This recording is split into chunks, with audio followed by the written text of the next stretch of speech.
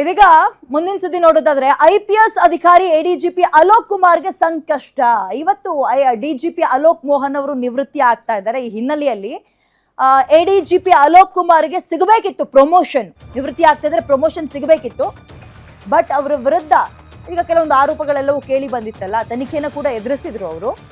ಯಾರೋ ಅಲೋಕ್ ಕುಮಾರ್ ಅವರು.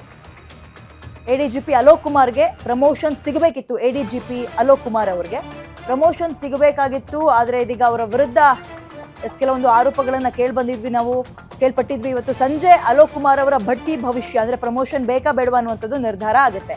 Phone tapping ಪ್ರಕರಣದಲ್ಲಿ ಅವರ ವಿರುದ್ಧ ಒಂದು ಆರೋಪ ಕೇಳಿ ಬಂದಿತ್ತು. 7 ವರ್ಷದ ನಂತರ ಇದೀಗ ADGP ಅಲೋಕ್ ಕುಮಾರ್ ಅವರ ಒಂದು ಬಡ್ತಿಯ ವಿಚಾರ ಇವತ್ತು ನಿರ್ಧಾರ ಆಗುತ್ತೆ, ಚರ್ಚೆ ಆಗುತ್ತೆ. ಏನಾಗುತ್ತೆ ಅನ್ನುವಂಥದ್ದು ಬಹಳ ಕುತೂಹಲ ಮೂಡಿಸ್ತಾ ಇದೆ. ಈ ಆರೋಪಗಳಿಂದಲೇ ಅವರೆಲ್ಲರೂ ಒಂದು ಹೆಜ್ಜೆ ಹಿಂದಿಡುವಂತಾಗುತ್ತಾ, ಬಡ್ತಿ ವಿಚಾರ ಅಲ್ಲಿಗೆ ನಿಂತು ಹೋಗುತ್ತಾ, ಇವೆಲ್ಲವಕ್ಕೂ ಇವತ್ತೊಂದು ದಿನ ನಾವೆಲ್ಲರೂ ಕೂಡ ಕಾಯಲೇಬೇಕಾಗುತ್ತೆ. ADGP ಅಲೋಕ್ ಕುಮಾರ್ಗೆ ಪ್ರಮೋಷನ್ ಸಿಗಬೇಕಿತ್ತು. ಇವತ್ತು ಸಂಜೆ ನಿರ್ಧಾರ ಆಗುತ್ತೆ. ಅಲೋಕ್ ಕುಮಾರ್ ಅವರ ಬಡ್ತಿಯ ಭವಿಷ್ಯ ಅಂದರೆ ಪ್ರಮೋಷನ್ ವಿಚಾರ. 2019ನಲ್ಲಿ ಅವರ ಫೋನ್ ಟ್ಯಾಪಿಂಗ್ ಪ್ರಕರಣದಲ್ಲಿ ಆರೋಪಗಳು ಕೇಳಿ ಬಂದಿತ್ತು. ತನಿಖೆಯನ್ನು ಕೂಡ ನಡೆಸಿದ್ರು ಇವರ ವಿಚಾರವಾಗಿ.